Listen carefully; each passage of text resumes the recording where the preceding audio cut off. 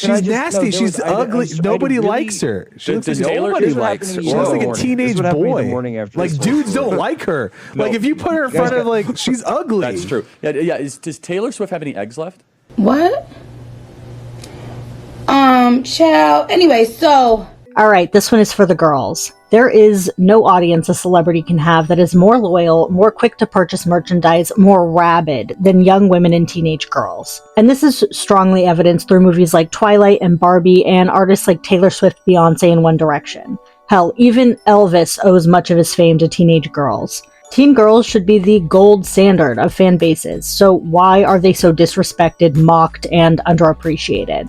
Misogyny is the obvious answer, but with Matt Rife recently essentially committing career suicide, trying to shed his primarily female audience, I think it's worth talking about. Why is having an audience of girls seen as so degrading? And why don't I entirely blame Matt Rife for wanting to ditch his female audience? And note, much of this information could be said about other groups as well, POCs, the gays, the theys, but today we're talking about the girls. But first, let's talk about what happens when you embrace your female audience. Very recently, Bloomberg Economics estimated that the tours from Taylor Swift and Beyoncé, when combined, added an estimated $5.4 billion to the US gross domestic product. AKA, they're boosting the economy like you wouldn't believe. These tours are not just reclaiming fun and bringing together communities post-pandemic, they're making big money. While movie theaters have struggled to excite viewers like they used to, just call on teenage girls. This is the year of the Barbie, T Swift, and Beyoncé after all. And all with wildly successful movie premieres, Beyoncé's Renaissance tour grossed $22 million, Taylor's Eras tour movie grossed $93 million, and Barbie grossed a staggering $162 million on their United States opening weekends alone. For comparison, Oppenheimer brought in just over $82 million its opening weekend, just half of Barbie's $162 million. These aren't Avengers numbers, but they're no easy feat and typically require a significantly smaller budget to make than many of these CGI-heavy Marvel movies. Taylor Swift's Eras movie, for example, had a $10 million budget and has made its money back 25 times so far. That's unheard of success. And this is likely due in part to the fact that there are more movies out at any given time targeted towards men. Men can spread their dollars out over genres. Women, however, have slim pickings for movies made explicitly for them and get really excited and go all out every time one is announced. It's definitely in production companies' best interest to continue making these female-targeted films. Women desperately want to watch more movies that they can authentically see themselves in. So why does it feel like we get one female-oriented movie for every dozen Marvel movies? For reference, if you look at the biggest blockbuster hits from this spring and summer, we have Guardians of the Galaxy, Fast X, Mission Impossible 7, Barbie, Oppenheimer, Teenage Mutant Ninja Turtles, Gran Turismo, Blue Beetle, The Little Mermaid, Meg 2, Haunted Mansion, Indiana Jones, The Flash, Transformers, and Across the Spider-Verse. If we had to assign genders and tally them up, we have 2 female-oriented films, 12 male-oriented movies, and 1 neutral, being Haunted Mansion. And of course, women and men can obviously enjoy movies that aren't targeted towards their demographic. I loved the Spider-Verse movie, but that's not the point. We're talking about target demographics and real-life audience demographics. The numbers don't lie. What's really curious about this is with the massive push to wokeify films, this often hasn't seemed to mean more movies for women by women. This is mostly meant adding more prominent women's roles into male-oriented films, a la Indiana Jones. And this usually doesn't draw a wider female audience. It tends to just piss off men who were the target demographic to begin with. Movies like Wonder Woman and Birds of Prey have been presented as women's movies, and while there definitely is an audience for that, most women aren't really that interested in superhero or action films. Most. And more importantly, women who aren't already interested in superhero films aren't usually going to go out of their way to see a superhero film just because it stars a woman. And the numbers back that up. Wonder Woman watchers were 56% female, and for Birds of Prey, just 46% female.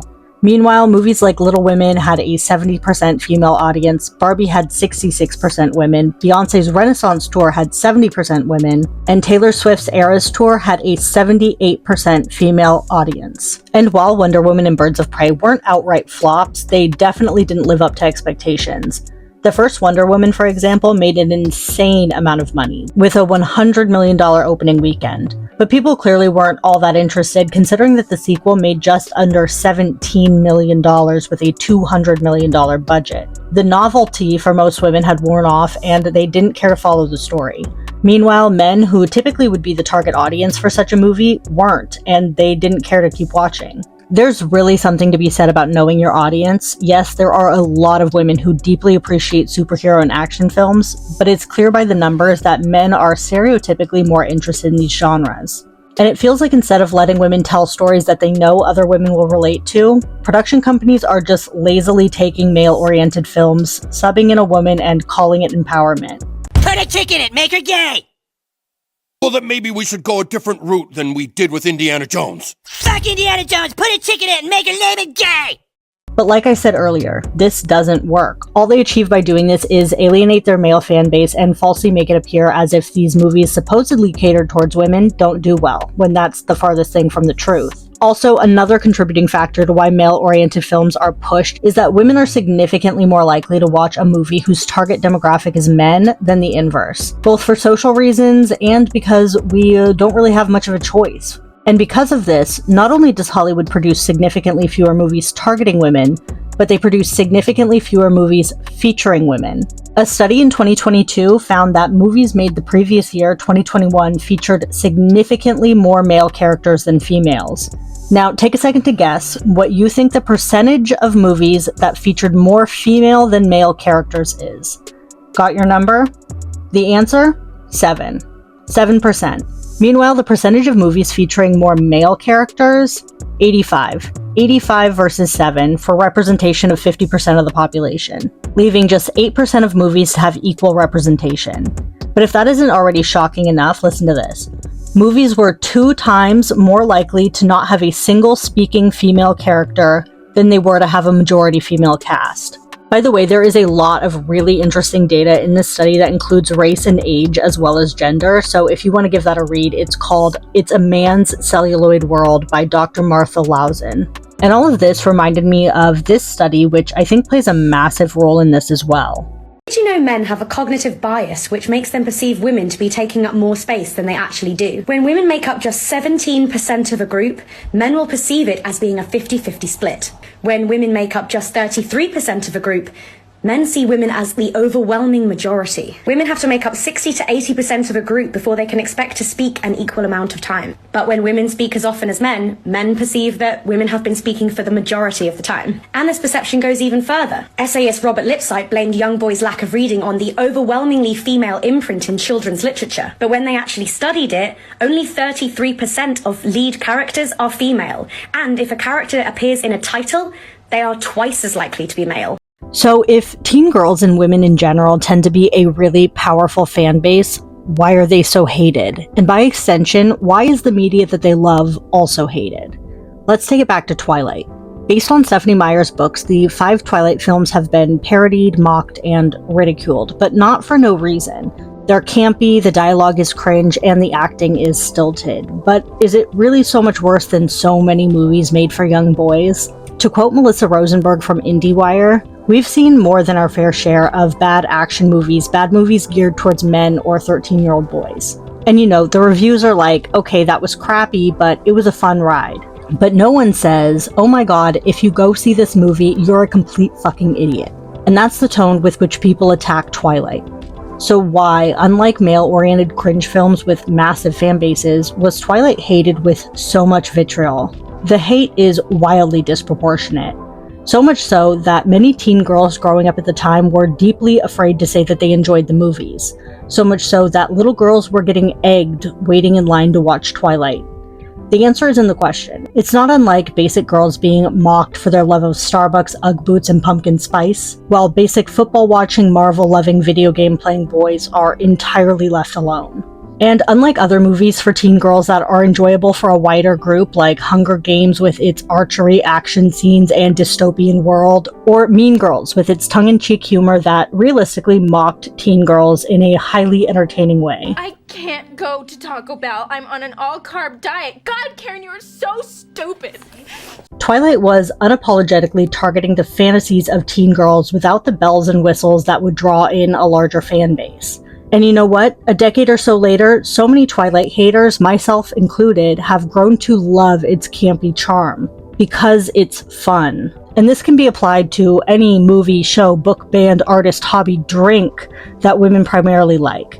They get mocked and are seen as embarrassing for anyone to enjoy. I just want a regular coffee. Those white girl pumpkin spice lattes annoy me. I'm in love. Harry Styles was quoted saying, "Who's to say that young girls who like pop music, short for popular, right, have worse musical taste than a 30-year-old hipster guy? That's not up to you to say." Which poses the real question. Do teenage girls like bad music and movies? Or are things labeled bad because young girls like them? Most teenage girls don't like the things that teenage boys like, but instead of labeling them as objectively bad, they just ignore them. That's the difference. And now for the grand finale, why I don't entirely blame Matt Rife for wanting to ditch his female audience. And if you've made it this far, firstly, thank you for watching, but secondly, I think you understand where I'm going with this.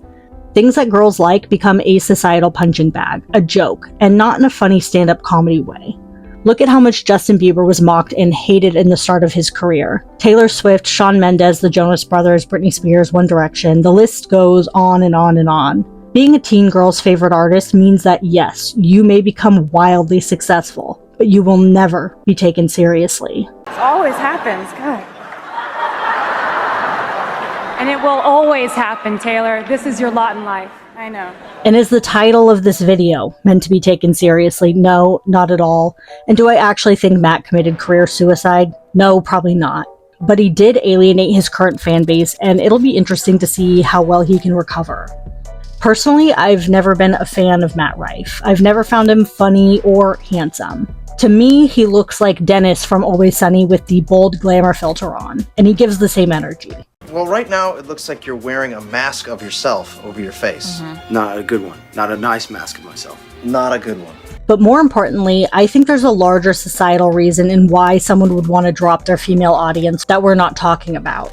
It's safer. Though I should note, I don't think this is necessarily the conscious reason why Matt wanted to drop his female audience. He's just a good example to make a larger point. As a short-term strategy, adopting a male audience may look more appealing on the surface, but there are so few stand-up artists that make women their primary demographic that if you find yourself in this niche, it can be really lucrative.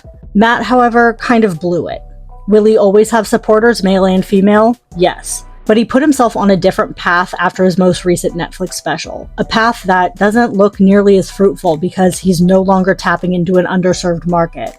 Frankly, with so many genuinely funny stand-up comedians geared towards men, a male audience won't take him as far.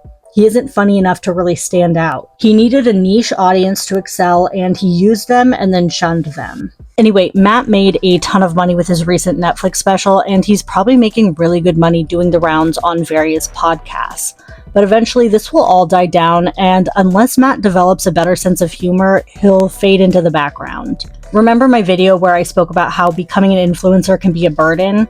Well, this is exactly the flash in the pan type fame that I spoke about. He burns bright for what, maybe a year, and then he fizzles out. That, or maybe he'll pivot and lean into his inflammatory, controversial new image and shill as like a right-wing political commentator or something like that. We'll see.